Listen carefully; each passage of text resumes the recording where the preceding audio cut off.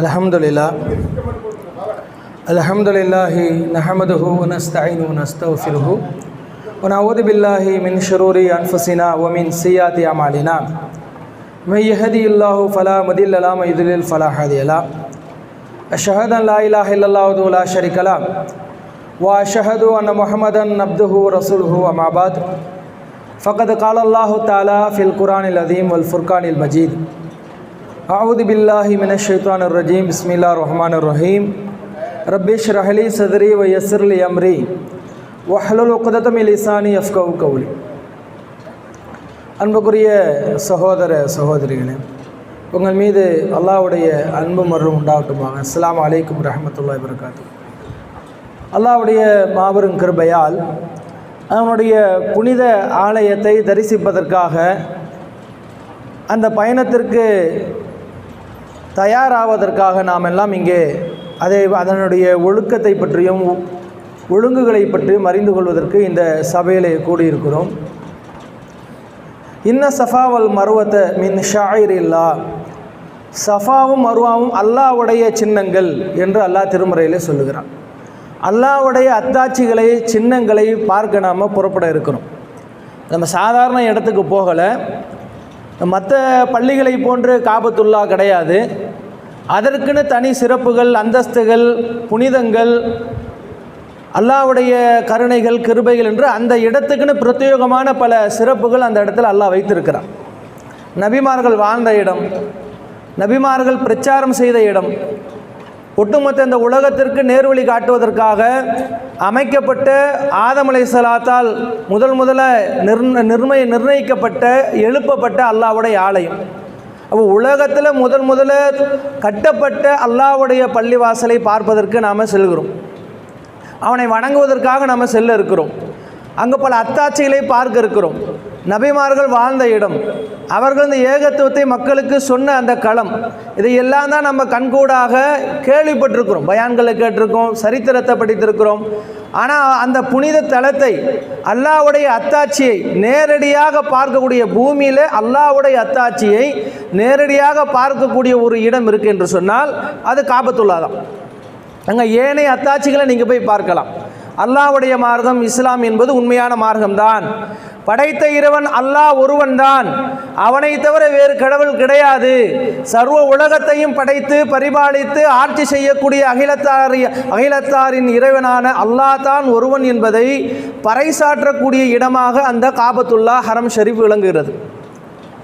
அப்போ அத்தகைய ஒரு புனிதமிக்க ஆலயத்திற்கு செல்லக்கூடிய நாம் எதெல்லாம் முஸ்தீப்பாக தயார் செய்து கொள்ள வேண்டும், அதை உங்களுக்கு அவங்க விளக்குனாங்க. எப்படிலாம் அங்கே போகணும், நடக்கணும் என்பது. இது புறசாதன விஷயத்தை அவர் விளக்கினார். அகத்தில் நாம் எப்படி நடந்து கொள்ள வேண்டும், அகம் சம்பந்தமாக உள தூய்மையாக நாம் எப்படி அங்கே நடக்க வேண்டும், எப்படி நம்ம நடந்தால் அந்த வணக்கத்தை அல்லாஹ் ஏற்றுக்கொள்வான் என்பதை தான் நாம் இங்கே பார்க்க இருக்கிறோம். பொதுவாக அந்த இடம் எப்படி உருவாக்கப்பட்டது என்பதை தெரிந்துவிட்டு அதுக்கு பிறகாக நாம் அங்கே என்ன அமல்கள் செய்யணும், எப்படி அமல் செய்தால் அல்லாஹ் ஏற்றுக்கொள்வான், அங்கே என்னென்ன அமல்கள்லாம் நம்ம செய்ய முடியும் என்பதை ஒரு சுருக்கமாக உங்களிடத்தை நினைவு கூற விரும்புகிறேன். அதாவது பல்லாயிரம் ஆண்டுகளுக்கு முன்பாக, சரியான கணக்கிட முடியாது, ஏன்னா ஹதீஸ்களில் கணக்கிடப்படலை, பல்லாயிரம் ஆண்டுகளுக்கு முன்பாக இப்ராஹிம் அலைஹிஸ்ஸலாம் என்ன செய்கிறாங்கன்னா, தன்னுடைய மனைவியை அழைத்து கொண்டு நேராக அந்த பாரான் பெருவெளிக்கு போகிறாங்க. இன்றைக்கி இருக்கிற அந்த காபத்துல்லா பல்லாயிரம் ஆண்டுகளுக்கு முன்பாக வெறும் நிலப்பரப்பு தான், பாரான் பெருவெளி தான், ஒரு பள்ளத்தாக்கு தான். அந்த இடத்துல கொண்டு போய் தன் மனைவியை விட்டுட்டு கையில் இஸ்மாயில் அலைஹிஸ்ஸலாம் குழந்தையாக இருக்கிறாங்க. அப்போ ஹாஜரும் இஸ்மாயில் அலைஹிஸ்ஸலாத்தையும் கொண்டு போய் அந்த பாரான் பெருவெளியில் விட்டுடுறாங்க இப்ராஹிம் அலைஹிஸ்ஸலாம். விட்டுட்டு அவங்க பாட்டு நடந்து வந்துக்கிட்டே இருக்கிறாங்க. இதை பார்த்து அவங்களுடைய மனைவி அவங்க கேட்குறாங்க, யா இப்ராஹிம் ஐன ததுஹபு, இப்ராஹிமை எங்கே போகிற, எந்த விதமான மனித நடமாட்டமும், லைசஃபி இன்சுன் வலா ஷையுன், எந்த மனிதனும் எந்த ஒரு பொருளும் இல்லாத இந்த பாரான் பெருவெளியிலே எங்களை விட்டு நீ எங்கே போகிறாய் என்று யார் கேட்குறா? ஹாஜர் அலைஹிஸ்ஸலாம் கேட்குறாங்க. இன்னும் எங்களை பார்த்துட்டு இங்கே விட்டுட்டு போயிட்டீங்களே, இங்கே ஒரு மனித நடமாட்டம் கிடையாது, எந்த ஒரு பொருளுமே கிடையாது, எங்களை விட்டுட்டு போகிறீங்களேன்னு இந்த அம்மா கேள்வி கேட்குறாங்க. அவர் எந்த பதிலும் சொல்ல மாட்டேங்கிறார். அப்போ ரொம்ப தூரம் நடந்து போயிட்டே இருக்காங்க. இவங்களும் திரும்ப திரும்ப அந்த கேள்வி எழுப்புறாங்க. அவர் பதில் சொல்லலை, திரும்பியும் பார்க்கல. முடிவாக அவங்க கேட்டாங்க, அல்லாஹு அல்லதி அமரக பிஹாதா, அல்லாஹ் தான் உங்களுக்கு இப்படி கட்டளை இட்டானா? ஏன்னா மனைவியை கூட்டிகிட்டு வராரு, எங்கே கூட்டிகிட்டு வரேன்னு சொல்லலை. கூட்டிகிட்டு வந்தவர் திடீர்னு ஒரு பெரிய நிலப்பரப்பில், அங்கே எந்த ஊரும் கிடையாது. இன்றைக்கி நீங்கள் பார்க்குற அந்த சவுதி அரேபியா அன்றைய காலத்தில் ஒரு நாடாகவே இல்லை. அது ஒரு பெரும் பாலைவனம். மனித நடமாட்டம் கிடையாது, தண்ணி கிடையாது, உணவு கிடையாது, எந்த விதமாக. அதனால் லைசஃபி இன்சுன் வலா ஷையுன், மனிதர்களும் கிடையாது, எந்த பொருளும் கிடையாது. இப்படி ஒரு பாரான் பெருவெளியில் விட்டுட்டு போகும் பொழுது கணவனை பற்றி நன்கு அறிந்திருந்த மனைவி கேட்குறாங்க, அப்போ அல்லாஹ்வுடைய உத்தரவு தான் நீங்கள் விட்டுட்டு போறீங்களா? அவர் நாம் ஆமா அப்படின்னு சொன்னார். அந்த அம்மா சொன்னாங்க, இதெல்லாம் இவ்வளோ ஐயோனா, அப்பனா அல்லாஹ் எங்களை கைவிட மாட்டான். எப்படிப்பட்ட மனைவி பாருங்க. ஒரு பாரான் பெருவெளியில் மனித நடமாட்டம் இல்லாத, விவசாயத்திற்கு தகுதி இல்லாத ஒரு நிலத்தில் கொண்டு போய் விட்டுட்டு போறாரு. மனைவி கேட்குற கேள்வி என்ன? அல்லாஹ்வுடைய கட்டளையா? ஆமாம். ஏன்னா அல்லாஹ்வுடைய கட்டளைனா இவர் தயங்கவே மாட்டார். அல்லாஹ்வுடைய கட்டளைன்னு வந்துருச்சுன்னு வைங்களேன், என்னுடைய அருமை மகனே, நான் ஒரு கனவு கண்டேன், உன்னை அறுத்து பலியிடுவது போல ஒரு கனவு கண்டேன், ஃபந்தூர் மாதா தரா, உன்னுடைய அபிப்பிராயம் என்ன அப்படின்னு மகனை கேட்டு கொண்டு போய் அல்லாஹ்வுக்காக குர்பானி கொடுக்க கூட்டிகிட்டு போன ஆள் தான் இப்ராஹிம் நபி. அப்போ அவங்களுடைய குடும்பமே அல்லாஹ்வுக்காக தன்னை முழுமையாக அர்ப்பணித்த கூட்டம். அவங்க குடும்பமே எப்படின்னு கேட்டால், அல்லாஹ் ஒன்று சொல்லிட்டான்னா அவர் தட்ட மாட்டார், மனைவி தட்ட மாட்டாங்க. கேட்குறாரு பாருங்க, மகன்கிட்ட கேட்குறாரு, உன்னை நான் அறுக்கிற மாதிரி நான் கனவு கண்டேன், உன்னுடைய அபிப்பிராயம் என்ன? அவர் சொல்கிறாரு, அல்லாஹ் நாடிய பிறகு நான் பொறுமையாக இருக்கிறேன், நீங்கள் அந்த கட்டளையை நிறைவேற்றுங்க அப்படின்னு கூட்டிகிட்டு போய் பலி கொடுக்க போகிறார். ஃபலம்மா பலகமா சாய, அவர் உழைக்கும் வயதை அடையும் பொழுது, அவர் அப்போ தான் உழைக்கிற வயசுக்கு வந்திருக்கிறார். சின்ன பிள்ளைய கூட்டிகிட்டு போல, உழைக்கிற வயசுக்கு, வாலிப வயசுக்கு வந்த மகனை தான் கூட்டிகிட்டு போய் பலி கொடுக்க போகிறாரு. அப்போ அல்லாஹ் அதை தடுத்த வரலாறு நமக்கு தெரியும். அப்போ இப்ராஹிம் நபி ஆகட்டும், அவங்க மனைவி ஆகட்டும், பிள்ளை ஆகட்டும், யாராக இருந்தாலும் அல்லாஹ்வுக்காக தன்னை அர்ப்பணித்து கொள்ளக்கூடிய ஒரு அல்லாஹ்வுடைய மார்க்கத்தை இந்த துன்யாவில் நிலைநாட்டுவதற்காகவே வாழ்ந்தவர்கள். இப்ராஹிம் நபி பார்த்து அல்லாஹ் சொல்கிறான், அஸ்லீம், இப்ராஹிமே கட்டுப்படு, அஸ்லம் துலி ரப்பில் ஆலமீன், அகிலத்தாரான இறைவனுக்கே நான் கட்டுப்பட்டேன். கட்டுப்படுனா கட்டுப்பட்டுவார், கீழ்படினா கீழ்படிவார், உட்காரனா உட்கார, நிப்பாரா நிப்பார, படுனா படுப்பார், பிள்ளைய அறுத்து பலி கொடுனா கொடுப்பார், பொன்னாட்டியை கொண்டு போய் பெருவழியில் விடுனா விடுவார். ஏன் இதை பகுத்தறிவுக்கு எதிராக இருக்கு, லாஜிக்கு எதிராக இருக்கு, சாத்தியம் இல்லையே? பச்சளம் குழந்தைய கொண்டு போய் காட்டில் விட சொல்றிய, நடமாட்டம் இல்லாத ஒரு காட்டில் கொண்டு போய் மனைவியை விட சொல்றிய, இந்த கேள்வி யார் கேட்க மாட்டா? நாம கேட்கலாம், இப்ராஹிம் நபி கேட்க மாட்டார். அதனால் இன்ன இப்ராஹிமுக்கான உம்மத்தன், இப்ராஹிம் ஒரு சமுதாயமாக திகழ்ந்தார், ஹலீலுல்லா அல்லாஹ்வுடைய நண்பராக இருந்தார். எல்லா வணக்கத்துக்கும் ஒரு நீங்கள் வரலாறுலாம் பார்க்க முடியாது. அல்லாஹ் தொழுவை கடமையாக்கியிருக்கிறான், நோம்பை கடமையாக்கியிருக்கிறான், ஜக்காத்தை கடமையாக்கியிருக்கிறான். இதுக்கு ஒரு வரலாறு இருக்குது. அங்கே பார்த்தா வரலாறு கிடையாது. அல்லாஹ் கடமையாக்குனா அதான் வரலாறு. தொழுங்கன்னா தொழுங்க, இதுக்கு ஏன் தொழுகை அல்லாஹ் கடமையாக்குனான்னு ஒரு வரலாறு போய் நீங்கள் தேடி பார்க்க முடியாது. ஆனால் ஹஜ்ஜை பொறுத்த வரைக்கும் இப்ராஹிம் அலைஹிஸ்ஸலாம் அவங்களுடைய மனைவி, அவங்க பிள்ளைகள் வாழ்க்கையில் நடந்த தனிப்பட்ட சம்பவங்களை தான் அல்லாஹ் ஒட்டுமொத்த உலக முஸ்லீம்களுக்கும் வணக்கமாக கடமையாக்கியிருக்கிறான். நீங்கள் அங்கே ஹஜ்ஜுக்கு போகிறீங்க, ஹஜ்ஜுக்கு போனாலும் சரி, உம்ராவுக்கு போனாலும் சரி, நீங்கள் செய்யக்கூடிய அந்த வணக்க இபாதத்து கிரியை இருக்கு, இது எல்லாமே ஒரு தனிநபருடைய வாழ்க்கையில் நடந்த சம்பவங்கள், அவங்க வாழ்க்கையில் நடந்த நிகழ்வுகள். அந்த நிகழ்வுகளையும் அந்த சம்பவத்தையும் தான் அல்லாஹ் நமக்கு இபாதத்தை ஆக்கியிருக்கிறான். இப்போ நம்ம ருக்கு செய்கிறோம், சுஜூது செய்கிறோம், இது யார் வாழ்க்கையில் நடந்த சம்பவம் கிடையாது. ஜக்காத்தை கொடுக்குறோம், இது யாரோ செய்து காட்டி நம்ம கொடுக்கல, இது அல்லாஹ் நமக்கு நேரடியாக அதை கடமையாக்குறான். ஹஜ்ஜை பொறுத்த வரைக்கும் அவருடைய நபி, அவருடைய ஹலீல், அவர் சொன்ன, அவர் கஷ்டப்பட்டார்ல அல்லாஹ்வுடைய மார்க்கத்தை இந்த துன்யால, இந்த பூமியில் நிலைநாட்டுவதற்காக. இப்போ ஹஜ்ஜிக்கு வாங்கின இப்ராஹிம் அலைஹிஸ்ஸலாம் அழைக்கிறாங்க, வஅத்தின் ஃபின்னாஸி பில் ஹஜ்ஜி, ஹஜ்ஜிக்கு மக்களை அழைத்தாருன்னு இப்ராஹிம் அலைஹிஸ்ஸலாத்தை பற்றி அல்லாஹ் சொல்கிறான். இப்ராஹிமே மக்களை ஹஜ்ஜிக்கு அழைப்பீராக. அப்போ ஹஜ்ஜிக்கு அழைப்பீராகன்னு அல்லாஹ் நபியை பார்த்து சொல்கிறான்னா, அங்கே யார் இருந்தா? அவர் காபத்துல்லாவை தன் மகனை வச்சு கட்டுறாரு பிற்காலத்தில். அங்கே ஊரும் கிடையாது, ஒன்றும் கிடையாது. யாரை ஹஜ்ஜிக்கு கூப்பிடுறாரு? அல்லாஹ் சொன்னார்னா செய்வார், அவ்வளோதான் அவருக்கு தெரியும். இது அல்லாஹ் சொல்லிட்டானா அதுக்கு அப்பீலே கிடையாது. அவங்க குதிரையில் இருந்தும் அவங்க ஒட்டகத்தில் இருந்தும் அலா குல்லில் ஆமிரின் மெலிந்த ஒட்டகத்தின் மீதும் நடந்தவர்களாகவும் சவாரி செய்தவர்களாகவும் அவங்க ஹஜ்ஜிக்கு வருவாங்க அப்படின்னு அல்லாஹ் குர்ஆன்ல சொல்லி காட்டுறான்ல. அப்போ அப்படி தானே இன்றைக்கி பிரயாணம் பண்ணி எல்லாரும் போகிறோம்.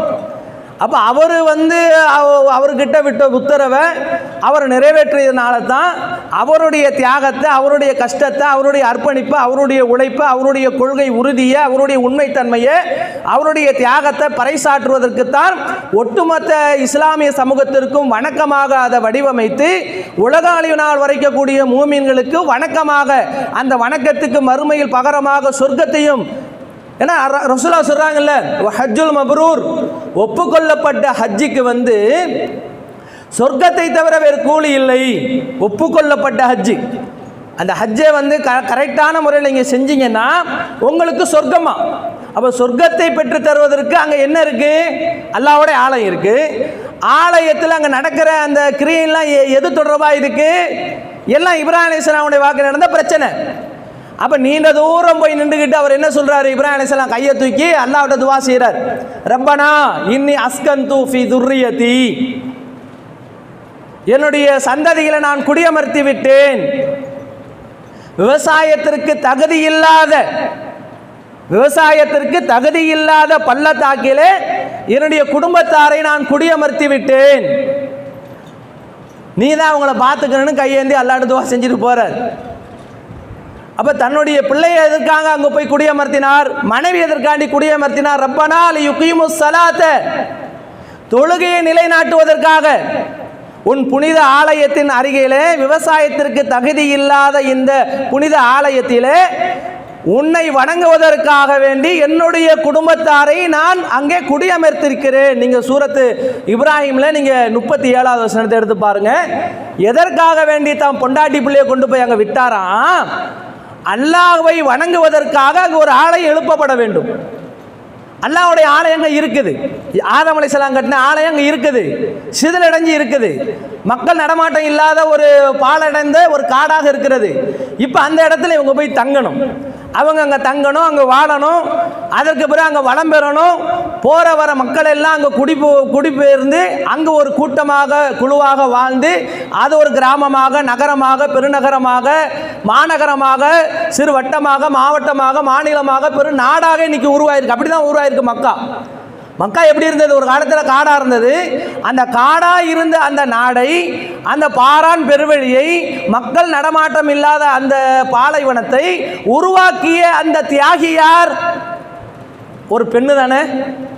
ஒரு பெண்ணு. அவங்களே இப்ராஹிம் நபியை கொண்டு போய் விட்டாலும், இதே லூத் நபி, நூஹ் நபி பொண்டாட்டி மாதிரி இருந்திருந்தா யோசிச்சு பாருங்க. அல்லாஹ் சொல்றான், லரபல்லாஹு மஸலன் கானதா தஹத அப்தைனி மின் இபாதினா. இந்த 2 பேர் பொண்டாட்டி இருந்தாங்களே நம்முடைய நல்லடியாருக்கு, 2 பேர் இருந்தாங்களே, அவங்க துரோகம் செய்யக்கூடிய மனைவியா இருந்தாங்க. இந்த லூத் நபி, நூஹ் நபியுடைய மனைவி, நம்முடைய நல்லடியாரான லூத்துக்கும் நூஹுக்கும் உள்ள மனைவிமார்கள் துரோகம் இழைக்கக்கூடியவர்களாக இருந்தார்கள். அப்படி ஒரு மனைவியா இருந்திருந்தா, அப்ப இப்ராஹிமுடைய மனைவி எவ்வளவு பெரிய தியாகி பாருங்க, எவ்வளவு நெஞ்செழுத்தம் பாருங்க, எவ்வளவு துணிவு பாருங்க. அந்த துணிவை நாம பெறணும். அல்லாஹ்வுடைய மார்க்கத்துக்காக பிரயாணப்படுவதோ, அதற்காக நம்ம சிரமப்படுவதோ, அதற்காக நமக்கு சில துன்பங்கள் ஏற்பட்டாலோ, பொருளாதார இழப்புகள் ஏற்பட்டாலோ, அதன் மூலமாக அங்கே போவதன் மூலமாக சில நோய்கள் நமக்கு ஏற்பட வாய்ப்பு இருந்தாலோ, இதை நமக்கு இங்கே ஒரு பிரச்சனையே இல்லை, இதெல்லாம் ஒரு பெரிய தியாகம் இல்லை. அவங்களோட நீங்கள் ஒப்பிட்டு பார்த்தா இது எவ்வளோ பெரிய அற்பமானது.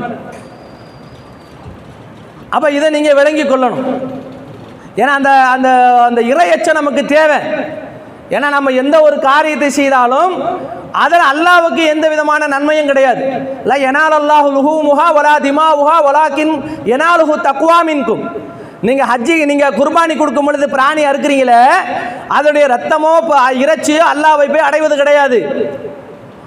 வலாக்கின் யனாலுஹு தக்வா மின்கும், உங்களுடைய தக்குவா தான் அல்லாஹ்வை போய் அடையுமே தவிர, நீங்கள் அந்த ஆட்டை அறுக்கும் பொழுது அதுலேருந்து பீரிட்டு ஓடக்கூடிய ரத்தம் அல்லாஹ்வுக்கு போதா? இறைச்சியை அறுத்து பங்கிட்டு தட்டில் வச்சு அல்லாஹ் கொடுக்க போகிறோமா பிற சமுதாயம் மாதிரி? இல்லை தட்டில் வச்சு, இல்லை ஜாங்கிரி லட்டு பூந்தின்னு வச்சு நம்ம ஏதோ படைக்க போகிறோமா? உங்கள் தக்குவா, அதாவது ஹஜ்ஜுக்கு வரக்கூடியவங்களுக்கு அல்லாஹ் சொல்கிறான், நீங்கள் கட்டு சாதனங்களை தயார் செய்து கொள்ளுங்கள். கட்டு சாதனங்களிலே சிறந்தது உங்களுடைய தக்குவா தான். தக்குவா தான் அடிப்படை. அப்போ அந்த வரலாறு எதுக்காக அங்கே போகிறோன்னு தெரிஞ்சிருச்சா? இப்போ போகிற நாம ஒரு காரியத்தை செய்வதாக இருந்தால் அதற்கு சில நிபந்தனைகளை இஸ்லாம் விதிக்கிறது. எந்த அமலாக இருந்தாலும் சரி, அன்புக்குரிய ஹாஜிகளே, சகோதரிகளே, இஸ்லாமிய வணக்கத்தை பொறுத்த வரைக்கும் அதற்கு கலப்படம் இல்லாத உள தூய்மையான எண்ணம் வேணும். கலப்படமில்லாத உள தூய்மையான எண்ணத்திற்கு மட்டும்தான், அதிலிருந்து பிறக்கக்கூடிய வணக்கத்திற்காக மட்டும்தான் அல்லாஹ்விடத்தில் கூலி உண்டே தவிர, அதில் சின்ன சிறுக அளவையாவது கொஞ்சம் கசடுகள் கலந்துருச்சுன்னு வைங்க, ரிஜெக்ட் பண்ணிடுவோம் அல்லாஹ். அது ரொம்ப அடிப்படை. நீங்கள் போகிறவங்க, நீங்கள் வந்து உங்கள் பொருளாதாரத்தை செலவிட்டு போகிறீங்க, உங்களுடைய ஆரோக்கியத்தை செலவிடுறீங்க, நேரத்தை செலவிடுறீங்க. இவ்வளோ செலவிட்டு போகிற நீங்கள் இதற்கு உண்டான கூலி என்ன? உம்ராக்கு உண்டான கூலி என்ன? ஹஜ்ஜிக்கு சொர்க்கத்தை தவிர ஒரு கூலி இல்லை. பிறந்த பாலகனை போல வருவான் ஹஜ்ஜுக்கு. உம்ராக்கு அல் உம்ரத்தும் இல்லல் உம்ரத்தி, ஒரு உம்ராக்கும் மற்றொரு உம்ராக்கும் லிமா பைனஹுமா, இது ரெண்டுத்துக்கு மத்தியில் என்ன இருக்குன்னா கஃபாரத்துன், பரிகாரம் இருக்கிறது.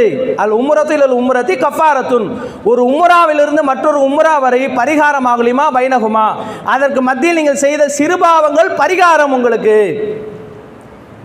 பெரும்பாவங்கள் கிடையாது, சின்ன சின்ன பாவம். பொய் பேசுவது, புறம் பேசுவது, கோல் சொல்வது, ஒருத்தனை திட்டுவது, விளையாட்டாக அடிப்பது, அவதூறுகளை பரப்புவது, கேலியாக பேசுவது, வதந்திகளை நம்புவது, வதந்தியை பரப்புவது, இப்படி எவ்வளோ சிறு தவறுகள் இருக்கு இல்லையா? நம்ம இப்போ ஒரு நாளைக்கு ஒவ்வொரு நாளைக்கும் சினிமா பார்க்குறோம், பாட்டு கேட்டுடுறோம், ஒருத்தனை பொய் பேசுகிறோம், விளையாட்டுக்கு பேசுகிறோம், எவ்வளவோ குறும்புத்தனங்கள் செய்கிறோம். அவன் எவ்வளோ சிறு சிறு பாவங்களை கணக்கிட்டு பார்த்தாலும் அது பல மலையளவுக்கு இருக்கும். நாளை மறுமையில் வந்து பார்த்தா ஒரு மனுஷன் பெரும்பாவத்தில் நரகத்தில் நுழையிறதை விட சிறுபாவத்தில் நுழைஞ்சிருவான். ஏன்னா சின்ன சின்ன பாவங்களை வந்து கழிக்காமல் நாளைக்கு மறுமையில் அல்லாஹ்வுடைய சன்னிதானத்தை போய் நின்றுன்னு வைங்க, பெரும்பாவம் பண்ணியிருக்க மாட்டோம், கொலை செஞ்சிருக்க மாட்டோம், விபச்சாரம் பண்ணியிருக்க மாட்டோம், திருடி இருக்க மாட்டோம், கொள்ளையடிச்சிருக்கோம், இதில் பெரும்பாவத்தை விட்டுருங்க. சின்ன பாவமே மலையளவுக்கு குமிந்திருந்தா எப்படி சொர்க்கத்துக்கு போகிறது? அல்லாஹ் என்ன செய்கிறா? இது போல வணக்கங்களை அல்லாஹ் நமக்கு வழங்கி உங்களுடைய சின்ன பாவங்களை பூரா டேலி பண்ணி விட்டுறான். அல் உம்ரத்து இல்லல் உம்ரத்தி கஃபாரத்துன் லிமா பைனஹுமா, ஒரு உம்ராவிலிருந்து இன்னொரு உம்ரா வரைக்கும் நீங்கள் செய்கிற சிறுபாவங்கள் எல்லாம் கன்ஃபார்மாக மன்னிச்சுட்டான், அல்லாஹ் கேரண்டி கொடுத்துட்டான். நீங்கள் பெரும்பாவங்களை விட்டு தவிர்த்து கொண்டா போதும். அல்லாஹ்வுக்கு ஷிர்க் வைக்கிறது, சிஹர் வைக்கிறது, கொலை செய்வது, அவதூறு சொல்வது, அதே போல் சூதாட்டம், விபச்சாரம், இது போல பெரும் பாவங்களை அல்லாஹ் நமக்கு பட்டியல் போட்டு சொல்லியிருக்கிறான்ல. இந்த பெரும்பாவங்களை தவிர்த்து நீங்கள் எந்த சின்ன பாவங்கள் செஞ்சாலும் உங்களை மன்னிப்பதாக உத்தரவாதம் அளிக்கப்பட்டிருக்கிறீங்க. அல்லாஹ்வுடைய ஆலயத்தை தரிசிக்க போகிற உங்களுக்கு ஒரு உத்தரவாதம் என்ன? உங்களுடைய சின்ன பாவங்கள் மன்னிக்கப்பட்டு விடும். அப்போ இந்த நன்மை உங்களுக்கு கிடைக்கணும்னா உங்களிடத்துல என்ன தூய்மை கரெக்டாக இருக்கணும். அல்லாஹ் திருமறையில் நமக்கு வணக்கத்தை பற்றி பேசும்போது சொல்ற, வமா உமிரு இல்லா லியஅபுதுல்லாஹ் முஹ்லிஸீன, உடை தூய்மையாக செய்யக்கூடிய வணக்கத்தையே அல்லாஹ் உங்களுக்கு கட்டளையிடுகிறான். உங்களுடைய வணக்கம் உடை தூய்மையாக இருக்க வேண்டும் என்று அல்லாஹ் உங்களுக்கு கட்டளையிடுகிறான். என்ன தூய்மை? இது யாருக்காக செய்கிறோம்? லிவஜிஹில்லா, அல்லாஹ்வுடைய முகத்துக்காகத்தான் நான் இந்த வணக்கத்தை செய்கிறேன்னு உங்கள் எண்ணத்தில் இருக்கணும். ஏன்னா இன்றைக்கி இந்த வணக்கங்களில் எப்படி கலப்பு பெருமை, இன்றைக்கி விளம்பர மோகம் இன்றைக்கி இந்த வணக்கங்களில் ஊடுருவிக்குன்னா, தொழுகைக்கு போகிற நம்ம யாராவது போஸ்ட் அடித்து நான் தொழுகைக்கணும்னு சொல்லிட்டு வரதில்லை. ஆனால் இந்த ஹஜ்ஜுக்கு போகிறவங்கள பாருங்கள், நான் ஹஜ்ஜுக்கு போகிறேன்ட்டு என்ன செய்கிறாங்க? அது ஒரு விளம்பரம். ரெண்டாவது ஹஜ்ஜுக்கு போயிட்டு வந்துட்ட பேர் அவங்க பேருக்கு முன்னாடி அல் ஹாஜி, ஹாஜி அல் ஹாஜி, ஏன் இவர் ஹஜ்ஜிக்கு போயிட்டு வந்துட்டார் என்பதை அவங்களுக்கு வெளிப்படுத்துகிறாராம். ஹஜ்ஜிக்கு நீங்கள் போனது யாருக்காக போயிருக்கீங்க? அல்லாஹ்வுக்காக போயிருக்கீங்க. தொழுகைக்கு யாருக்காக வந்தீங்க? அல்லாஹ்வுக்காக வரீங்க. நோன்பு யாருக்காக வைக்கிறீங்க? அல்லாஹ்வுக்காக வைக்கிறீங்க. அல்லாஹ்வுக்காக செய்கிற வணக்கத்தை இப்போ இந்த இடத்துல நீங்கள் முசல்லின்னு உங்கள் பேருக்கு முன்னாடி போட்டுக்கிறீங்களா? நோன்பு வைக்கிறதுனால அதுக்கு ஏதாச்சும் ஒரு அடைமொழி கொடுக்குறீங்களா? ஆனால் ஹஜ்ஜிக்கு மட்டும் ஏன் அல் ஹாஜின்னு போட்டுக்கிறாங்க சுன்னத் ஜமாத்தில்? அது அவர் அறியாமல், அது ஆலிம்கள் வந்து சொல்லி கொடுக்கணும். ஆனால் இவங்களே என்ன செய்கிறாங்க? அதை ஊக்குவித்து அவர்களுடைய வணக்கத்தை பாழாக்கி நாசமாக்கி விடுகிறார்கள்.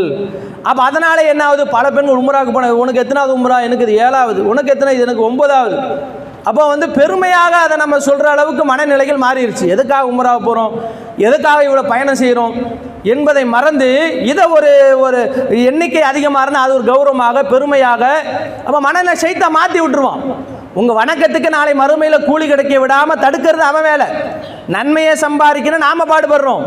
அவன் என்ன பாடுபடுவான்னா, நான் அந்த நன்மையை உனக்கு கிடைக்காம எப்படி ஆக்குறது. இப்போ தொழுகைக்கு வரோம், பள்ளிவாசல் தொழுகும் பொழுது அல்லாஹ் என்ன சொல்றான், மக்களுக்காக காட்டுபவனுடைய தொழுகை அல்லாஹ் ஏற்றுக்கொள்ள மாட்டான்னு குர்ஆன்ல சொல்றானா. முனாஃபிகளை பற்றி சொல்லும் பொழுது பிறருக்கு காட்டுவதற்காக தொழுகிறார்கள்.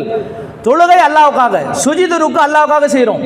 தொழுகிற உனக்கு என்ன அவங்க பார்த்துட்டு இருக்கிறாங்க என்பதற்காண்டி நீ தொழுதனா, நீ அப்போ அல்லாஹ்வுக்காக தொழுவல.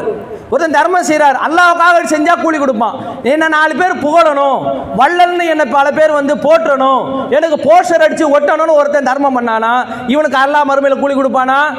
எந்த வணக்கமாக இருந்தாலும் சரி, நீங்கள் ஒரு கடுகளவு ஒரு சின்ன வணக்கத்தை செய்தாலும் அல்லாஹ்வுக்காகத்தான் நான் செய்கிறேன் என்ற எண்ண தூய்மை இல்லாமல் உங்களுக்கு அல்லாஹ் அந்த இபாதத்துக்கு உண்டான கூலியை தரமாட்டான். அல்லாஹ் உங்களுடைய வணக்கத்துக்கு விட்ட முதல் நிபந்தனை என்ன? இஹ்லாஸ், உள தூய்மை இருக்கணும். இது அல்லாஹ்வுக்காகத்தான் பரிசுத்தமான எண்ணத்தின் அடிப்படையில் நீங்கள் சின்ன ஒரு தர்மத்தை கொடுத்தாலும் சரி, சின்ன இபாதத்தை செய்தாலும் அல்லாஹ் அதை பெருசாக மறுமையில் கூலி கொடுப்பான். அந்த எண்ண தூய்மை இல்லாமல் உலகத்துக்கு 4 பேரை காட்டுறதுக்காண்டி பக்கத்து வீட்டுக்காரங்களுக்கு நம்மளை பெருமையாக பேசணும், நம்மளை பற்றி 4 பேர் உயர்வாக எண்ணணும், அந்த எண்ணத்தோடு நீங்கள் அமல்கள் விஷயங்களில் நீங்கள் மூக்க நுழைச்சிங்கன்னா உங்களுடைய மறுமை வாழ்க்கை நாசமாக போயிடும். அது உலக விஷயத்தை நீங்கள் என்ன வேணாலும் பெருமை பேசிக்கிங்க, விளையாண்டு, அது வேறு விஷயம். பெருமை பேசக்கூடாது. ஆனால் மறுமையில் பெருமை அடிச்சிங்கன்னா அல்லாஹ் மறுமையில் கூலியை இல்லாமல் ஆக்கிடுவான். அப்போ அதனால தான் அல்லாஹ்வுடைய ரசூல் சொல்கிறாங்க, இன்னல்லாஹ லா யன்துரு இலா அஜ்சாமிக்கும் வலா இலா சுவரிக்கும்.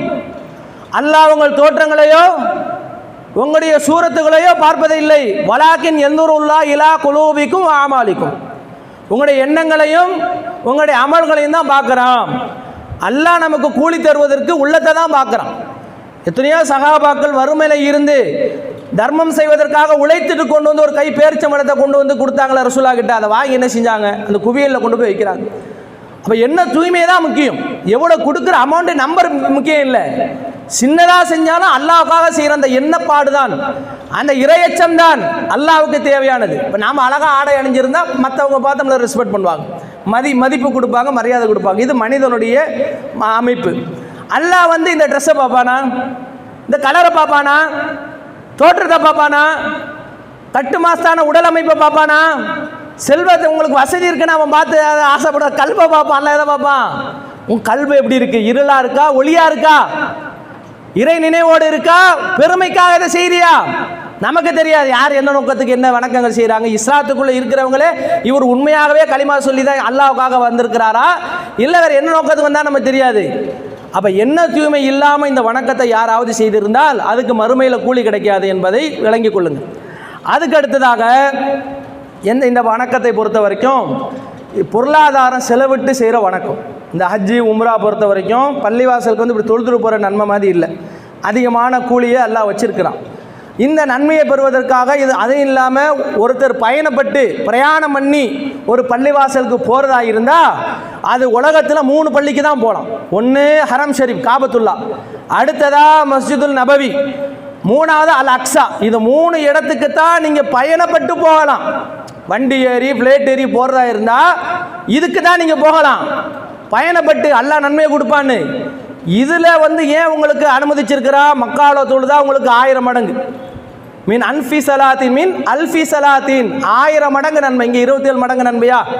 ஆண்களுக்கு வந்து தொழுதம்னா 27 மடங்கு. நீங்கள் காபத்துல்லாவிலையோ மதீனாவிலையோ போய் ஜமாத்தா தொழுதிங்கன்னா 27 மடங்கு கிடையாது, 1000 மடங்கு. 2 ரக்காயத்து தொழுதிங்கன்னா 1000 மடங்கு நன்மை. அப்போ எண்ணி பாருங்க. ஹரம் ஷரீஃப்னா வெறும் காபத்துல்லாவை சுற்றி மட்டும்தான் தொழுதா ஹரம் ஷரீஃப் நினைக்கக்கூடாது.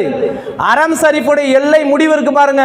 இந்த பக்கம் ஆயிஷா பள்ளிவாசல், அந்த பக்கம் ஹுதைபியா அந்த எல்லை, இப்படின்னு ஒரு 4 திசை இருக்கு பாருங்க. அதெல்லாம் உங்களுக்கு சொல்லுவாங்க. அந்த திசைக்குள்ள நீங்க எங்க தொழுதாலும் 1000 மடங்கு தான். நீங்கள் அந்த மக்காவில் நீங்கள் ரூம்பு போட்டு உங்களுக்கு தந்திருப்பாங்க. அது ஹரம் ஷரீஃப்குள்ளே தான் அந்த ரூம்பு இருந்தால், அந்த ஹோட்டல் இருந்தால் நீங்கள் அந்த ஹோட்டலில் தொழுவுறீங்களே 1000 மடங்கு தான். நீங்கள் என்ன நினச்சிடக்கூடாது, நான் அந்த காபத்துல்லாவை சுற்றி தொழுதாதான் 1000 மடங்கு நினைக்கக்கூடாது. அல்லாஹ் ஹரம் ஷரீஃப் என்ற வார்த்தை எதுக்கு பயன்படுத்துகிறான்னா அந்த ஊருக்கு தான் பயன்படுத்துகிறான். வெளியூரில் வந்து ஒருத்தர் ஹஜ்ஜி செய்ய வரா, தமத்து முறையில் ஹஜ்ஜி செய்கிறாரு. தமத்துனா ஹஜ்ஜும் அவங்க சொல்லுவாங்க, ஹஜ்ஜையும் உம்ராவையும் சேர்த்து ஒரு பயணத்தில் செய்கிறது. இப்படி செய்கிற ஒரு ஆளுக்கு என்ன பரிகாரம்னா ஹதி வந்து அவர் அங்கே, அதாவது வந்து குர்பானின்னா நம்ம குர்பானி இல்லை, ஒரு ஹதியை வாங்கி அவர் வந்து அங்கே பலி கொடுக்கணும். இது யாருக்கு? வெளியூருக்காரருக்கு, வெளியூர்கார் வந்தார் வைங்க, இப்படி பலி கொடுக்கணும். அப்படி கொடுக்கறதுக்கு அவருக்கு வசதி இல்லை. உள்ளூர்காரன் தான் அதான் நிலைமை. அப்போ அவர் கொடுக்கணும், கொடுக்க வசதி இல்லை. அப்போ வசதி இல்லாட்ட என்ன செய்யலாம்? அந்த காபத்துள்ளால 3 நோன்பு வைக்கணும், ஊருக்கு போய் ஒரு 7 நோன்பு வைக்கணும். யார் தமத்து முறையில் ஹஜ்ஜி செய்கிறாங்கல்ல அவங்களுக்கு அல்லாஹ் அந்த பரிகாரத்தை சொல்கிறான். அப்படி சொல்லும் பொழுது அந்த அரம் ஷெரீஃப்னு சொல்லும் பொழுது காபா மட்டும் சொல்ல, லி மல்லம் யக்குன் அஹ்லுஹு ஹாலிரில் மஸ்ஜிதி, ஹரம் ஷரீஃபில் வாழக்கூடிய குடும்பத்தாருக்கு இந்த சலுகை கிடையாதுன்ட்டான் அல்லாஹ். அது வெளியூர் வாசிகளுக்கு தான் இந்த சலுகை, உள்ளூர் வாசிகளுக்கு அந்த சலுகை இல்லை. வெளியூர்ல வந்து தமத்துமுறை ஹஜ்ஜி செய்ய வரீங்க, நீங்க தமத்துமுறை ஹஜ்ஜி செஞ்சா பரிகாரம் கொடுக்கணும். கொடுக்க பிராணி கிடக்கல, இல்லை வசதி இல்லை. அதுக்கு பரிகாரமா என்ன செய்யணும்? லோக்கல்ல ஹஜ்ஜில் 3 நோன்பு, ஊருக்கு போய் 7 நோன்பு. இந்த சலுகை யாருக்கு இல்லையா? ஹரம் ஷரீஃப்ல இருக்கிறவங்களுக்கு இந்த சலுகை இல்லை. அப்ப ஹரம் ஷரீஃப்னா நம்ம என்ன விளங்கிட்டோம்? காபத்துல்லா ஹரம் ஷரீஃப்னு விளங்கிட்டோம். காபத்துல்லா தான் ஹரம் ஷரீஃப் கிடையாது. அந்த ஒரு இந்த பக்கம் ஒரு 20 கிலோமீட்டர், அந்த பக்கம் ஒரு 14 கிலோமீட்டர் உங்களுக்கு ஹாஜிங்க வழிகாட்டி சொல்லுவார். அதுக்குள்ள நீங்க எங்க தொழுதாலும் ஹரம் ஷரீஃப் தான். ரசூலா உதேபியால இருந்து உம்ரா செஞ்சாங்களே, எங்க இருக்கு உதேபியா? மக்காவுடைய முடிவு, அங்கே ஹுதைபியாவுடைய அந்த எல்லை ஆரம்பம். அப்போ ஹுதைபியா ரசூல்லா அங்கே அந்த எல்லையில் வந்து உம்ரா செஞ்சாங்களே, அதுவும் இன்னும் ஹரம் ஷெரீஃப் தான். அந்த ஹுதைபியா வரைக்கும் ஹரம் ஷெரீஃப் இருக்குது. இந்த பக்கம் ஆயிஷா பள்ளி வரைக்கும் இருக்குது. இப்படி 4 மூலை எத்தனை கிலோமீட்டர் சுற்றி பாருங்க. இத்தனை கிலோமீட்டர் நீங்கள் அரஃபால போய் தங்குறீங்க, அதுவும் வந்து என்னது? ஹரம் ஷெரீஃப் தான். அப்போ நீங்கள் எவ்வளோ வேணாலும் தொழுது நன்மையை கொள்ளடிக்கலாம். சில பேர் இது அறியாமல் கூட இருக்கலாம். அதுக்காக இந்த தகவலை சொல்கிறோம். அப்போ இந்த மாதிரி நன்மையை நீங்கள் பெறுவதற்கு நீங்கள் போகிறீங்கல்ல, இதுக்கு பொருளாதாரத்தை செலவிடுறீங்கல்ல, இப்படி பொருளாதாரத்தை செலவிடக்கூடிய நீங்கள் அந்த பொருளாதாரம் வந்து தூய்மையாக இருக்கணும்.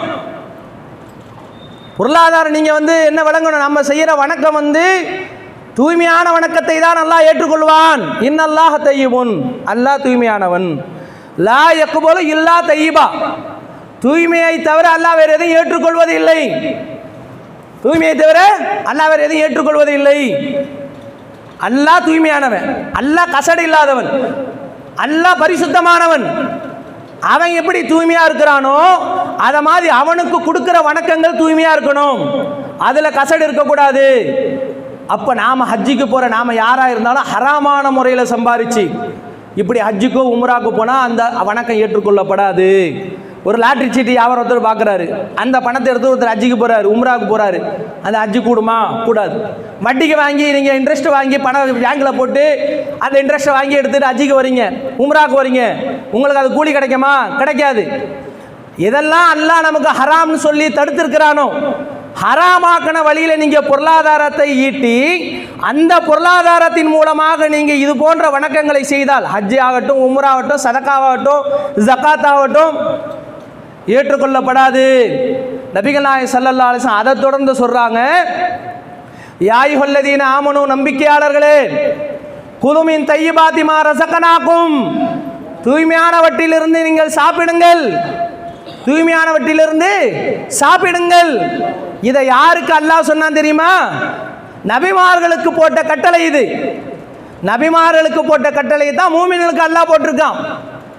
யா அய்யுர் ரசூல் குலு மின் தய்யிபாத், நபிமார்களே தூய்மையானதை சாப்பிடு. தூய்மையானதை சாப்பிடுங்கன்னா அந்த வாட்டர் கிளீன் பண்ணி குடிக்கிற மாதிரின்னு வழங்கக்கூடாது, சுத்தமான பொருள் நினைக்கக்கூடாது.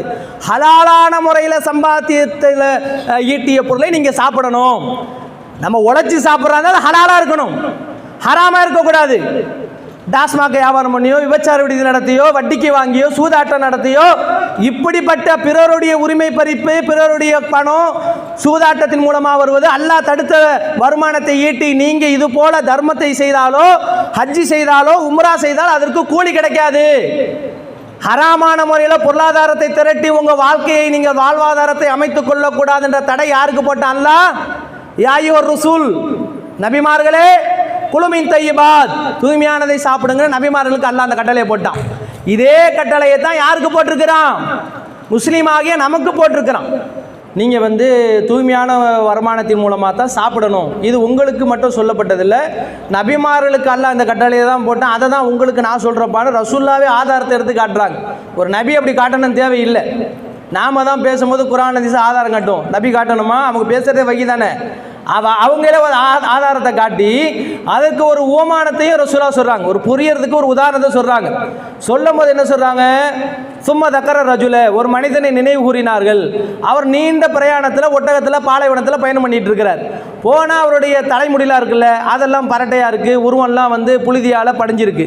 அப்போ அவர் என்ன செய்கிறாரு, தன் கையை உயர்த்தி அல்லாஹ்விட்ட துவா கேட்குறாரு. பொதுவாக பிரயாணங்களில் செய்கிற துவா வந்து அது ஏற்றுக்கொள்ளக்கூடிய ஒரு பிரார்த்தனையாகவும் அல்லாஹ்விடத்தில் நெருக்கமான ஒரு இடமா இருக்குது. நம்ம துவா செய்கிறதுக்கு உண்டான சில நெருக்கமான இடம் இருக்குல்ல, சுஜிதை செஞ்சால் அல்லாஹ் ஏற்றுக்கொள்வான், இரவு நேரங்களில் தஹஜ்ஜுத் தொழுதோ அல்லாஹ் ஏற்றுக்கொள்வான். அதுபோல பட்டியலில் இந்த பிரயாண துவா இருக்குது. இந்த பிரயாணத்தில் வந்து அவர் கேட்குறாரு, யார் ரப்பி யார் ரப்பின்னு அவருடைய தேவையெல்லாம் அல்லாஹ்விட்ட சொல்லி கேட்குறாரு. அவருடைய கஷ்டம் பல தேவைகள்லாம் இருக்கும். அப்போ ரசூலுல்லாஹி ஸல்லல்லாஹு அலைஹி வஸல்லம் சொல்கிறாங்க, இவருடைய உணவு ஹராம் இருக்கு, இவர் சாப்பிட்டது ஹராம், இவருடைய மஷரபு ஹராமுன், இவருடைய குடித்த பானம் ஹராம், ஓ மல்பசஹு ஹராமுன், இவருடைய உடையும் ஹராமாக இருக்கு, இவருடைய ஒட்டுமொத்த உடம்பும் ஹராமில் தான் உருவாயிருக்கு. ஃபன்னா யுஸ்தஜாபு லிதாலிக, அல்லாஹ் எப்படி இவருடைய பிரார்த்தனை அங்கீகரிப்பான்? இப்போ நீ சாப்பிட்டது ஹராமு, நீ குடித்த பானம் ஹராமு, உன் உடம்பு ஒட்டுமொத்த உடலை ஹராமில் தான் வளர்ந்துருக்கு, ஹராமாக சம்பாரித்து ஹராமாக வாழ்ந்துட்டு இருக்கிற உன் பிரார்த்தனை அல்லாஹ் எப்படி ஏற்றுக்கொள்வான்? அப்போ இங்கே இருந்து உம்ராவுக்கு போய் நம்ம பெற்றவங்களுக்கு துவா கேட்குறோம், நம்ம பிள்ளைங்களுக்கு கேட்குறோம், நமக்கு கேட்குறோம். ஒரு முஸ்லீம் எதுக்காண்டிங்க சொர்க்கத்தில் நம்ம எதுக்காண்டி முஸ்லீமாக இருக்கிறோம்? நம்ம முஸ்லீமாக இருந்து நம்ம துவா ஏற்றுக்கொள்ளப்படாட்ட நம்ம ஏன் முஸ்லீமாக இருக்கணும்? சொர்க்கத்தை அல்ல எவ்வளோ கேட்போம், யாரெல்லாம் சொர்க்கத்தை கொடுன்னு கேட்போம், நரகத்தில் போட்டுறாதுன்னு கேட்போம், நல்ல வாழ்க்கையை கொடுங்க கேட்போம், பிள்ளைங்களுக்கு கேட்போம். இதையெல்லாம் நீங்கள் கேட்குறதா இருந்தால் அல்லாஹ் அதை ஏற்றுக்கொள்ளவே மாட்டேன்ட்டான். என்கிட்ட நீ பிரார்த்தனை செய்கிறதா இருந்தால், என்கிட்ட நீ உதவி தேடுவதா இருந்தால், நான் சொன்ன மாதிரி நீ சம்பாரிச்சியா, அப்போ ஹலாலான வருமானத்தில் இப்போ நீங்கள் போனால் தான் உங்களுக்கு அது அல்லாஹ்விடத்துல கூலி கிடைக்கும். சரி, இப்போ தான் நமக்கு இந்த செய்தி தெரியுது. இது நம்மளே கூட வந்து நம்ம வீட்டுக்காரை விட ஹராமான முறையில் சம்பாரிச்சிருக்கிறோம், அதை விட்டுருங்க. அல்லது ஆண்களாகி நாம் தவறான முறையில் பொருளாதாரம் ஈட்டக்கூடிய ஒரு ஆளாக இருக்கலாம். இப்போ தான் நமக்கு வந்து அந்த அறிவுரை கிடைச்சிருக்கு. ஃபமன் ஜாஹு மௌஇதத்து மின் ரப்பிஹி, தம்முடைய ரப்பிடமிருந்து அறிவுரை வந்த பின்னால் ஃபந்தஹா, யார் விலகி கொண்டாரோ, ஃபலஹுமா ஸலஃப், அவர் ஈட்டிய பொருளாதாரம் அவருக்குரியதான், வஅம்ருஹு இலல்லாஹ், ஆனால் அவருடைய பற்றிய முடிவு அல்லாஹ்விடத்தில் இருக்கு. ஆனால் உங்களை நீங்கள் இப்போ பணம் லாட்டரி சீட்டு வியாபாரம் பண்ணி தான் வீடு வாங்கியிருப்பீங்க, கார் வாங்கியிருப்பீங்க, ஹராமான முறையில் சம்பாரித்து தான் நீங்கள் வந்து சொத்தை சேர்த்துருப்பீங்க. அந்த சொத்தில் சேர்த்த பணத்தில் எடுத்து தான் இப்போ உம்ராவுக்கும் ஹஜ்ஜிக்கும் பல பேர் போயிருப்பாங்க. போகிறவங்களுக்கு இப்போ இந்த நேரத்தில் நம்ம ஹராமான முறையில் சம்பாரித்து இந்த பயணத்துக்கு போனால் இப்போ செல்லுபடி ஆகாதுன்னு இந்த உண்மை நமக்கு தெரியுது. இப்போ இந்த பயணத்தை ரத்து செய்வதா தொடர்வதான ஒரு எண்ணம் வரும். அப்போ அல்லாஹ் சொல்றான், துபுத்தும், நீங்கள் மன்னிப்பு கேட்டால், ஃபலக்கும் ரூசு அம்வாலிக்கும், உங்கள் செல்வம் உங்களுக்குரியதான்.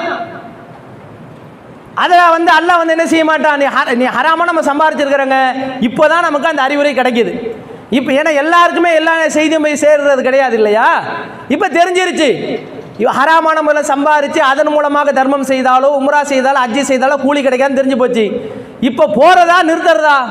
இப்போ நீங்கள் நாம் அந்த மாதிரி ஹராமான வருமானத்தை எடுத்துக்கிட்டு ஹஜ்ஜிக்கு உம்ராவுக்கு போகிற ஆளாக இருந்தால், இப்போ இந்த இடத்துல யா அல்லாஹ் என்னை மன்னிச்சிரு, இனிமே அந்த தப்பை நான் செய்ய மாட்டேன், அந்த பாவமான முறையில் பொருளீட்ட மாட்டேன், நீ தடுத்த ஒரு பாதையில் நான் வாழ மாட்டேன் என்று உளப்பூர்வமாக உறுதியாக நீங்கள் முடிவெடுத்து விட்டால், அந்த காசு பணம் எல்லாம் உங்களுக்கு ஹலாலாயிரும். உங்களுடைய பயணத்தையும் அல்லாஹ் ஏற்றுக்குவான், உங்கள் துவாவை அங்கீகரிப்பான், அதற்கு சொல்லப்பட்ட கூலியும் மறுமையில் தருவான். ஆனால் முடிவை உறுதியாக இருக்கணும். இனி போயிட்டு வந்து அந்த பாவத்தை செய்யக்கூடாது, கனவுல கூட நினைக்கக்கூடாது ஹராமான முறையில் சம்பாரித்து நான் தர்மம் செய்வேன். அப்போ திருடி தர்மம் செஞ்சால் அல்லாஹ் ஏற்றுக்குவானா? கொள்ளையடித்து தர்மம் செஞ்சால் ஏற்றுக்குவானா? அந்த மாதிரி ஹராமான பொருளாதாரத்தில் ஈட்டி தர்மம் செய்தால் அல்லாஹ் ஏற்றுக்கொள்ள மாட்டான், ஹஜ் உம்ரா செய்தாலும் ஏற்றுக்கொள்ள மாட்டான். அப்போ ஹலாலான வருமானத்தில் தான் இந்த பணியை நம்ம செய்யணும். அப்படி ஒருவேளை நம்ம அந்த பணியை சம்பாதிக்காட்டா என்ன செய்யலாம், இந்த நிலையிலிருந்து திருந்தி கொள்ளலாம். அதுக்கு தான் பயான் வைக்கிறாங்க. எதுக்கு சட்டத்தை மட்டும் சொல்லிட்டு போவோம் பயான் வைக்கிறாங்கன்னா, நம்ம போகிறது புனித ஆலயத்திற்கு, அங்கே போயிட்டு வந்துட்டா நம்மளை என்ன கின்னஸ் ரெக்கார்டில் ஏற்ற போகிறானா, பத்மபூஷன் விருது கொடுக்க போகிறானா, இல்லை மாதம் மாதம் பென்ஷன் வீட்டுக்கு வரப்போதா, இல்லை ஏதாச்சும் வந்து சுதந்திர போராட்ட தியாகின்ற மாதிரி பட்டம் என்ன கொடுக்க போகிறா? இங்கே உலகத்தில் எதுவுமே இல்லை, எல்லாம் மறுமை தான். அல்லாஹ்வுக்காக நீங்கள் எந்த அமலை செஞ்சாலும் அது துன்யாவில் கிடையாது, ஆகரத்துக்கு தான் செய்கிறோம். ஆகரத்துக்கு தான் நாம் இந்த உலகத்திலே வாழ்கிறோம் என்னும் பொழுது, ஆகரத்தில் வெற்றி பெறுவதற்கு தான் அமல்களே செய்கிறோம் என்று தெரிஞ்சிருக்கும் பொழுது அதில் போய் கலப்பு இருக்கலாமா? நல்ல தண்ணியில் சாக்கடை கலந்துருச்சிங்க, குடிப்போமா?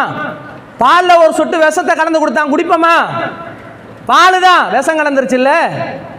அந்த மாதிரி நம்ம அமலில் இது போல் விளம்பரமோ அல்லாஹ் தடுத்த ஹராமான முறையில் ஈட்டிய பொருளாதாரமோ கலந்துட்டா வணக்கம் ஏற்றுக்கொள்ளப்படாது என்பதை கவனத்தில் கொண்டு, அப்போ நான் உங்களுக்கு என்னென்னலாம் சொல்லியிருக்கிறேன், அமல் செய்வதற்கு உள தூய்மையான எண்ணம் தேவை. அந்த அமல்கள் ஏற்றுக்கொள்ளப்படுவதாக இருந்தால் ஹலாலான வருமானம் தேவை. அதையெல்லாம் நம்ம சரி செய்து கொள்ள வேண்டிய கடமை இருக்குது. அங்கே போன பிறகு அல்லாஹ்விடத்தில் இறுதியாக அமல்கள் ஒரு பக்கம் செஞ்சாலும் அதிகமாக தௌபா செய்யணும்.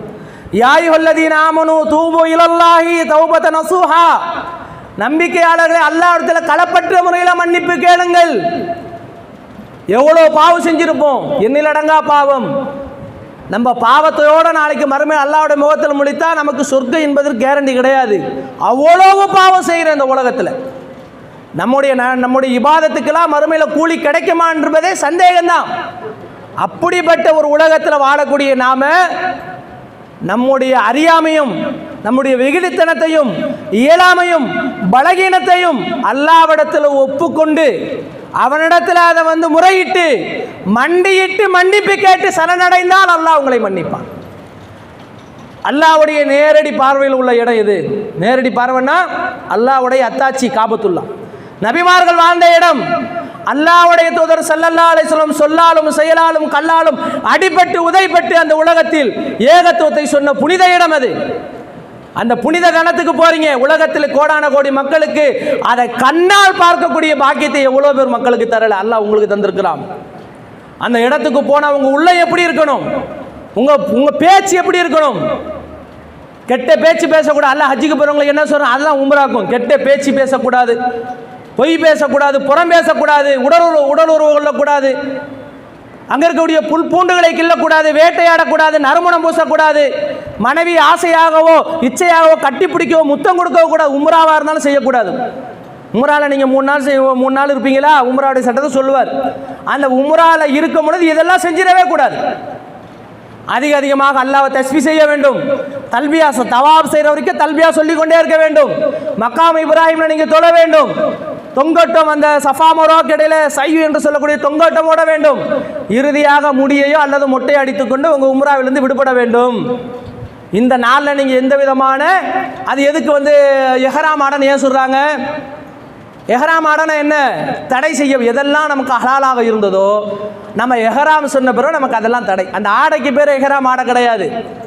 அந்த தல்பியா நம்ம அந்த ஒரு எல்லைக்கு போன உடனே ஃப்ளைட்டில் போகும்போது ஒரு இடத்த சொல்லி அங்கே தல்பியாவை சொல்லுவீங்கல்ல, குறிப்பிட்ட எல்லைக்கு போன பிறகு நீங்கள் தல்பியா சொல்லுவீங்கல்ல, அந்த தல்பியா நீங்கள் சொல்கிறீங்கல்ல அதுக்கு பேர் தான் எஹ்ராம். நம்ம தக்பீர் தஹ்ரீமான்னு சொல்கிறோம்ல, அல்லாஹ் அக்பர் சொல்கிறோம்ல, அல்லாஹ் அக்பர் கையை கட்டுறதுக்கு பேர் தக்பீர் தஹ்ரீமா கிடையாது. அல்லாஹ் அக்பர் சொல்கிறதுக்கு பேர் தான் அந்த வார்த்தை. அப்போ அந்த தல்பியா நீங்கள் சொல்கிறீங்களே அங்கே தான் எஹ்ராம். நீங்கள் எஹ்ராம்குள்ளே நுழையிறீங்க. பிளேட்டில் ஏறி துணியெல்லாம் உடுத்த முடியாது, நீங்கள் இங்கேயே உடுத்திட்டு போயிடுறீங்க. அப்போ தெரியுதா உங்களுக்கு அந்த ட்ரெஸ் எஹ்ராம் ஆட கிடையாது, அது சொல்கிறது தான் எஹ்ராம். அப்போ அங்கே சொன்னதுலேருந்து நீங்கள் முடிக்கிற வரைக்கும் தல்பியா சொல்லிக்கிட்டே இருக்கும். தல்பியா சொல்லிக்கொண்டே இருக்க வேண்டும், அல்லாஹ்வை புகழ்ந்து கொண்டே இருக்க வேண்டும். புறம் பேசவோ பொய் பேசவோ வீண் தர்க்கம் செய்யவோ ஃபோனை வச்சுட்டு நோண்டிட்டு கிடக்கவோ இதையெல்லாம் அங்கே விட்டுருங்க. அல்லாஹ்வுடைய ஆலயத்துக்கு போயிருக்கிறீங்க, அவனுடைய தரிசனத்தை பெறுவதற்கு மன்னிப்பை பெறுவதற்கு மண்டாடுங்க. எல்லா பாவத்தையும் அழுது தொழுது அல்லாஹ்விட்ட மண்டிட்டு மன்னிப்பு கேட்டு பரிசுத்தமான ஒரு பிறப்பாக திரும்ப வரணும் நீங்கள். அப்போ உள தூய்மை தான் இதனுடைய மூலதனம், இறையச்சம் தான் இதனுடைய அடிப்படை. அதை நீங்கள் மறந்துட்டு வேறு எந்த நோக்கத்திற்கு போனால் அல்லாஹ்விட்ட கூலி கிடைக்காது என்பதை அடிப்படையாக விளங்கி கொண்டு அதிகமாக அமல் செய்ய ஈடுபடுங்க. அங்கே தௌபா செய்யுங்க, இறையச்சத்தோடு நடந்து கொள்ளுங்க. அங்கே சில அசௌகரியம் உங்களுக்கு நடக்கலாம். போகிறது ஹஜ்ஜிக்கு, இந்த காலத்துலயாச்சும் ஃப்ளைட்டில் போய் எல்லாம் வசதி இருக்குது. அந்த காலத்தில் எவ்வளோ நீண்ட தொழில் ஒட்டகத்தில் பயணம் பண்ணி இடுப்பெலும் உடஞ்சிருமே, உணவு இருக்காத, காஞ்ச ரொட்டியை தின்னுட்டு எவ்வளோ நாடுகளிலிருந்து அன்றைக்கி ஒட்டகத்தில் பயணம் பண்ணி வந்திருப்பாங்க. ஆனால் இன்றைக்கி உள்ள ஹாஜிங்கெல்லாம் சின்ன சின்ன சாப்பாட்டில் உப்பு இல்லைன்னா சண்டை போடுறான், காரம் இல்லைன்னா கேட்குறான், செட்டிநாடு சமையல் மாதிரி இல்லைன்னு கேட்குறான். இந்த மாதிரிலாம் நடக்குதா இல்லையா? அவங்களே செஞ்ச ஏற்பாடில் குறை இருக்கட்டுமேங்க, உணவுல குறை இருக்கட்டுமே, தங்குற வைக்கிற இடத்துல குறை இருக்கட்டுமே. முடிஞ்சு ஏற்பாடு பண்ணுவாங்க. அதில் குறைகள் ஏற்பட்டு அதில் போய் நம்ம பேசி அதை ஒரு விமர்சனமாக்கி அதை அங்கே பல மணி நேரங்கள் பேசி அதை ஒரு புகாரை எடுத்துக்கிட்டு உங்கள் இபாதத் அழிஞ்சிடும். சைத்தான் என்ன பண்ணுவான், எப்படியாச்சும் அவங்க நன்மையை குறைக்க பாடுபடுவான். அந்த இஹ்லாஸை அடிக்கிறதுக்கு அவன் பாடுபடுவான். அந்த 100% இருந்து உங்களை எவ்வளோ எவ்வளோ கீழே இறக்க முடியுமோ அவ்வளோத்துக்கு அவன் முயற்சிப்பான். அதுக்குண்டான என்ன பண்ணுவான், பாரு குழம்பு சரியில்லை பாரு, என்ன சொல்லி கூப்பிட்டாங்க, கறி இல்லை பாரு, மீன் இல்லை, என்ன கொடுப்பா எனக்கு தெரியாது. நான் பொதுவாக அவங்களுக்கு சொல்கிறேன், எனக்கு தெரியாது சொல்கிறேன். பொதுவாக ஒரு பிரயாணத்தில் போகும்போது இதெல்லாம் ஒரு குறைன்னு சொல்லி நம்ம தர்க்கம் பண்ணிக்கிட்டு பேசிட்டு இருக்கக்கூடாது. அதையெல்லாம் நம்ம சகித்து கொள்ளணும். ஏன்னா நம்ம நாக்குருசிக்காக அங்கே போகலை, சுற்றி பார்க்க நம்ம போகலை. அல்லாஹ்வுடைய இறை நினைவோடு அவனுடைய அன்பை பெறுவதற்கு போகிறோம். அவனுடைய சின்னத்தை, அவனுடைய ஆலயத்தை தரிசிக்க போகிறோம். நபிமார்கள் வாழ்ந்த இடம், ரசூலுல்லாஹ் பிறந்த இடம், நடந்த இடம், படுத்த இடம், குடும்பம் நடத்தின இடம், அவங்க அங்கே தான் வாழ்ந்த அந்த அவங்கள பார்க்க முடியாட்டாலும் அவங்க வாழ்ந்த தடயத்தை பார்க்குற பாக்கியம் கிடைக்கிதா? எவ்வளோ பெரிய புண்ணியம் இது! எத்தனையோ கோடீஸ்வரனுக்கு அல்லாஹ் கொடுக்கலையே, கோடி கணக்கில் பணம் இருக்கிறவங்கள ஆட்சி செய்யலைங்க. இஸ்லாமிய நாடு, இஸ்லாமியர்கள் சொல்லி ஆட்சி செய்த இந்தியாவில் ஒருத்தன் கூட ஆட்சி செய்யலை. மன்னர்கள் ஒருத்தன் கூட ஆட்சி செய்யலை. கொடுத்தானா? நம்ம கொடுத்துருக்கிறானா? அல்லாஹ் கொடுத்த பாக்கியம். ஹாதா மின் ஃபத்லி ரப்பி, என் இறைவன் எனக்கு தந்த பாக்கியம் இது அப்படின்னு நீங்கள் போகணும். அங்கே குறைகள் இருந்தால் பொறுத்து கொள்ளணும். குறைகள் இருந்தால் சொல்லுங்கள், அவங்ககிட்ட சொல்லணும். அப்போ அவங்க அதை சரி செய்வாங்க. அதை விமர்சனமாக்கி உங்கள் நன்மை இழந்துடக்கூடாதுன்னு சொல்கிறேன். ஏன்னா சைத்தான் போட்டு அதை புறம் பேச வச்சு அதையே உருப்போட வச்சு இப்படியெல்லாம் இது ஒரு பிரச்சனையை ஆக்கிடக்கூடாது. வணக்கல்ல சோர்வு அடையக்கூடாது. அங்கே நீங்கள் அங்கே தொழுவுறதில் நீங்கள் கவனமாக இருக்கணும். தஸ்பீ செய்வது, தொழுவுறது, இபாதத் செய்வது, மன்னிப்பு செய்வது, இதுக்கு தான் நீங்கள் போகிறீங்க. இது ஒன்று. ரெண்டாவது, மதீனாவுக்கு நீங்கள் ஜியாரத்து செய்ய போகலை. மதீனாவுக்கு கூட்டிகிட்டு போங்கன்னு நினைக்கிறேன். உம்ராவில் கூட்டிகிட்டு போவாங்களான்னு கூட்டிகிட்டு போனால் நீங்கள் ஜியாரத்துக்கு போகலை. ரொம்ப பேர் நினைக்கிறாங்கன்னா ஜியாரத்துக்கு தான் கூட்டிகிட்டு போகிறாங்க. ஜியாரத்துக்கு போகிற இடம் மதீனா கிடையாது. பிரத்யேகமாக மதீனாவுக்கு ஏன் நம்ம அவங்க கூட்டிகிட்டு போகிறாங்கன்னா, மக்கால எப்படி தொழுதா 1000 மடங்கு நன்மையோ அதே மாதிரி தான் அங்கே 1000 மடங்கு நன்மை. மீன் அல்ஃபி சலாத்தின், மீன் அல்ஃபி சலாத்தின், 1000 மடங்கு நன்மை மதீனாவில் தொழுதாலும். அதுவும் புனித தலம். அதுக்கு தான் கூட்டிகிட்டு போகிறாங்களே தவிர அங்கே ஜியாரத்து செய்தால் அது கட்டாயம், ஹஜ்ஜுக்கு வரவங்க ஜியாரத்து செய்யணும், உம்ராக்கு வரவங்க ஜியாரத்து செய்யணும், அந்த நோக்கத்துக்கு அங்கே கொண்டு போல. அங்கே புனித தலத்தில் போய் தொழுதா அங்கே நன்மை அதிகம். அதோடு சேர்த்து நீங்கள் ஜியாரத்தும் பண்ணிட்டு வரீங்க, அவ்வளோதான். அப்போ அதையும் நம்ம சேர்த்து புரிந்து கொள்ள வேண்டும். இன்னும் இன்ஷா அல்லாஹ் இதில் ஏதாவது விடுபட்டு இருந்தால் உங்களுக்கு என்ன செய்வாங்க, அந்த வழிகாட்டி அவங்க உங்களுக்கு நினைவுபடுத்துவாங்கன்னு கூறிக்கொண்டவனாக என் உரையை நான் நிறைவு செய்து கொள்கிறேன். வாஹிர் தாவானா அல்ஹம்துலில்லாஹி ரப்பில் ஆலமீன். அஸ்ஸலாமு அலைக்கும் வரஹ்மத்துல்லாஹி வபரகாத்துஹு.